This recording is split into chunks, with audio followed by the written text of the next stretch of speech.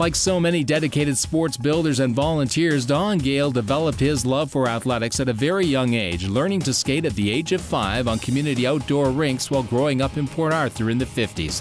From that first introduction, he would go on to enjoy a successful athletic career at the local high school and collegiate level, and then dedicate himself to providing sporting opportunities for his adopted community of Rainy River for many years.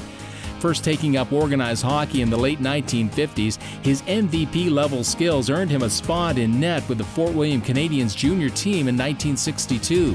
Spending 3 seasons with the club, he twice earned the award as the league's top goaltender and was picked up by the rival Port Arthur North Stars for playoff action.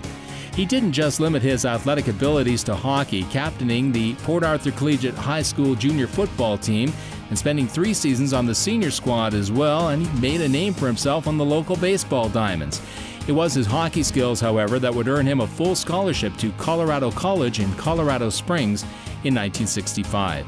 It wasn't long before he was a top goalie on the squad and one of the best in the NCAA Division I Western Collegiate Hockey Association. His over 2,100 career saves remains as one of the top total saves record in the college's history. Upon his graduation in 1969, Don accepted a teaching position at Rainy River High School. At the same time, he received an invitation from the Montreal Canadiens to attend their training camp, an offer also extended in 1971.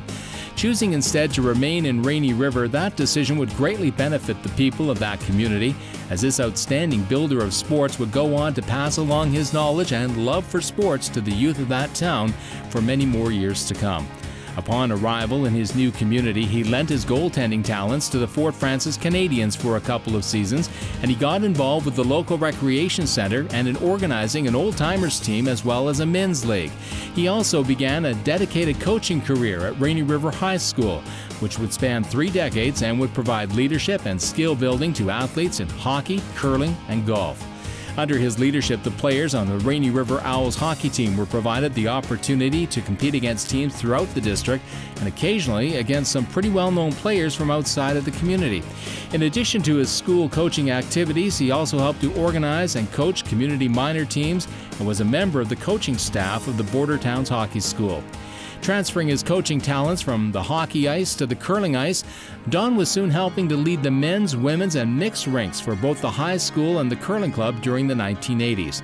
It wasn't long before that leadership was proving successful with the Rainy River High School curling team, claiming victory at the NWASA events and advancing to the OSA championships. Included among his successful high school curlers, future world curling champion Diane Adams. Back at the high school level, it was golf that was next on the list of coaching duties, with Don leading the Rainy River teams for over a decade. In the 1990s, Don was asked by an old college teammate to assist in coaching the Lake of the Woods High School hockey team in Baudette, Minnesota, which included a number of players from Rainy River. An assistant coach of the squad for 2 years, he helped lead the Bears to a second-place finish in the 1993 Minnesota State Tier 2 Championships, the best finish ever for that community. Retiring from the teaching profession in 1999, this outstanding coach and community volunteer remained active in the sporting and community life of Rainy River, carrying on his role as a mentor to the young athletes from his community and working to ensure that the opportunity to take part in sports and community activities are available for people of all ages, making him a builder of sports in the truest sense of the word.